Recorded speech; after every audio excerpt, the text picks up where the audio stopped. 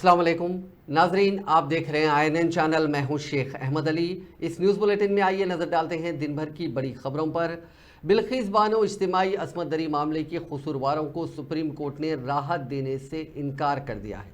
अदालत ने आज उस अर्जी पर समाअत की जिसमें कसूरवारों ने खुद सुपुर्दगी करने की तारीख बढ़ाने का मुतालबा किया था। इस अर्जी को खारिज करते हुए सुप्रीम कोर्ट ने वाज़ेह लफ्ज़ों में कह दिया कि सभी रिहा किए गए कसूरवारों को 21 जनवरी तक सरेंडर करना होगा।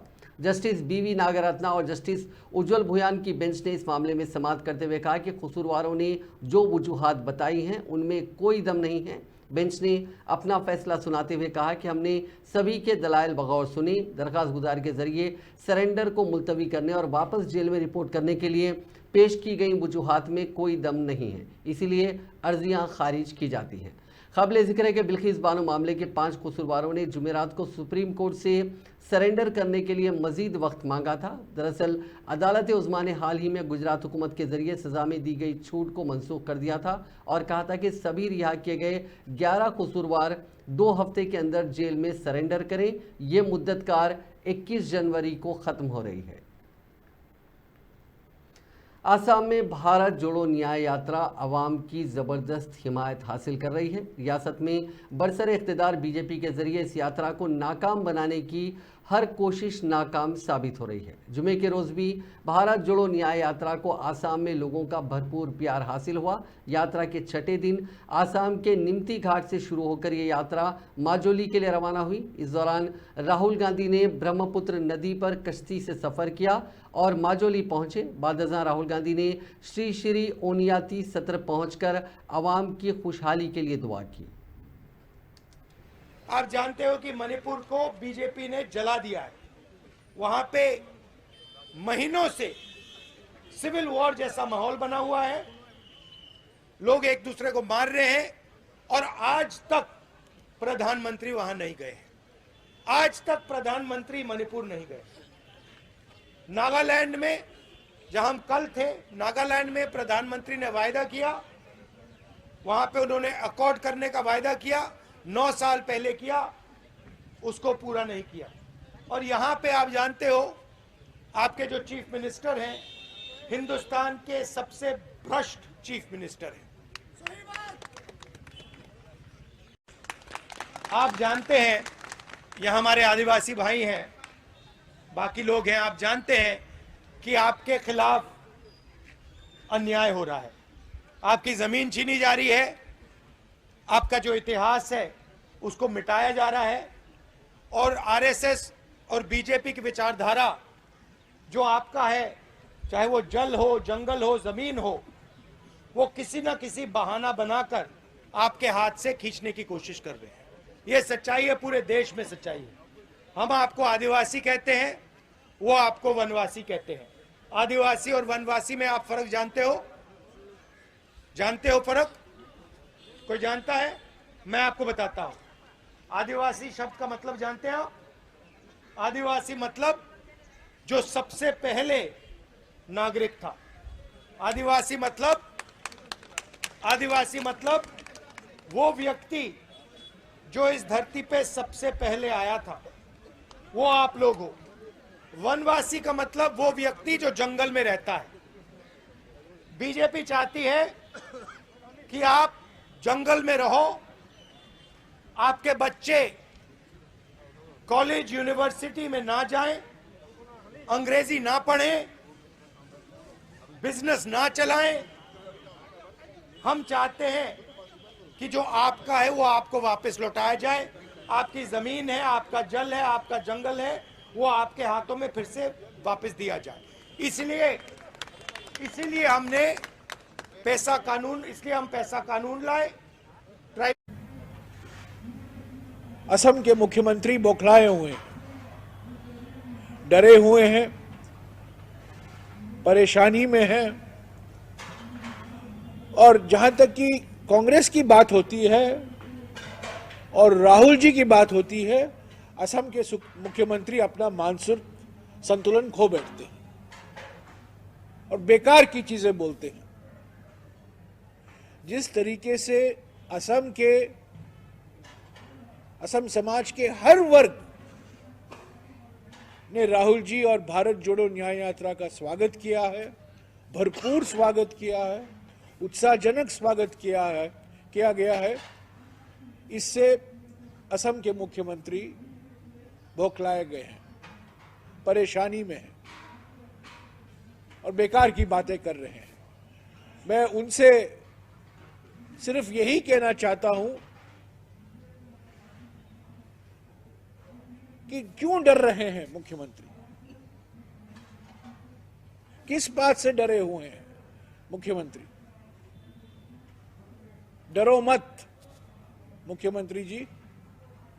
भारत जोड़ो न्याय यात्रा और 6 दिन असम में चलेगा, कोई शक्ति इसे रोक नहीं सकता।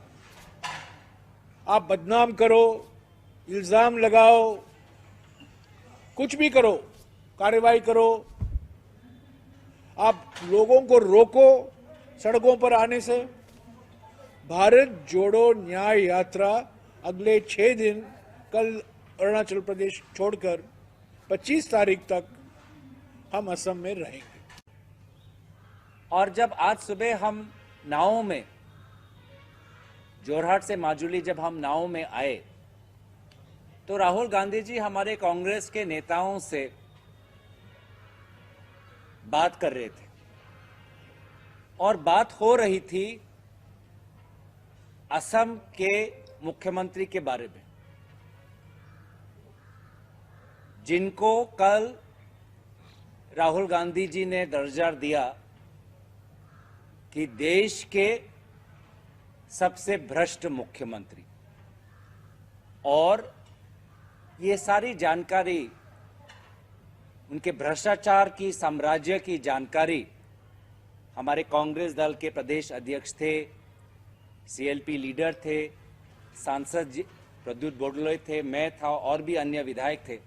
तो पूरा हमने उनको समझाया कि किस प्रकार से प्रदेश में हमारी कांग्रेस पार्टी भ्रष्टाचार के मुद्दे पर बार बार मुख्यमंत्री और उनके परिवार के सदस्यों से जुड़े हुए हैं, जो विभिन्न कांड हैं, उन कांड को हम बार बार समाज के सामने उजागर कर रहे हैं।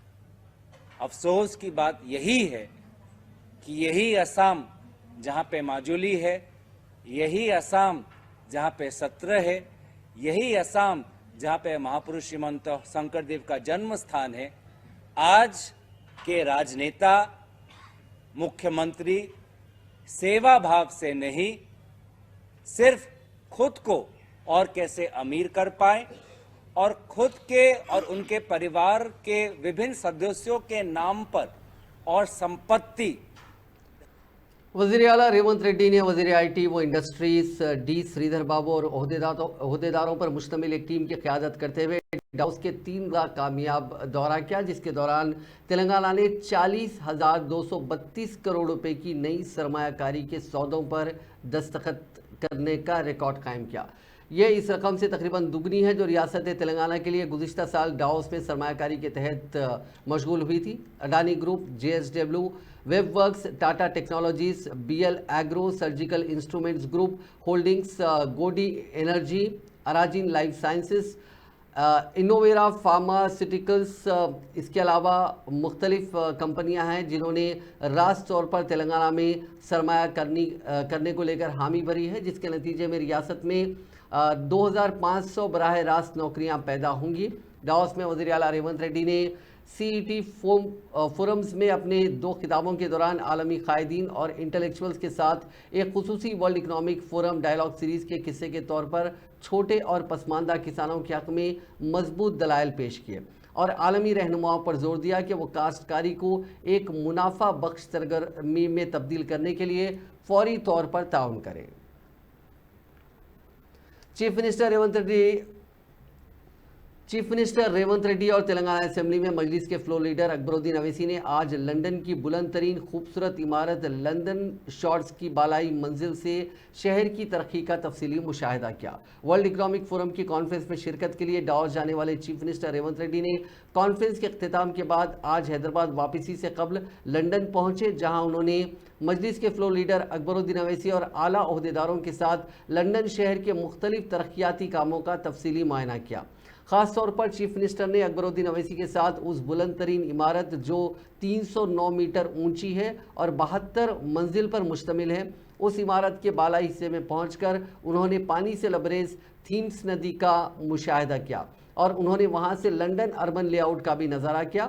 बाद चीफ मिनिस्टर ने थेम्स रिवर गवर्निंग काउंसिल के अहदेदारों के साथ मुशावरत किया और शहर हैदराबाद की मूसा नदी की साफ़ सफाई और उसे असली हालत में लाने से मुतालिक हुकूमत के मंसूबे से वहाँ के अहदेदारों को वाकिफ़ करवाया। उन्होंने मूसी रिवर फ्रंट प्रोजेक्ट की तकमील में ताउन करने की ख्वाहिश की। इस मौके पर चीफ मिनिस्टर ने थेम्स नदी की निगहदाश्त और वहाँ के रिवर फ्रंट प्रोजेक्ट के तरक्याती कामों का गवर्निंग काउंसिल के अहदेदारों से वाकिफियत हासिल की।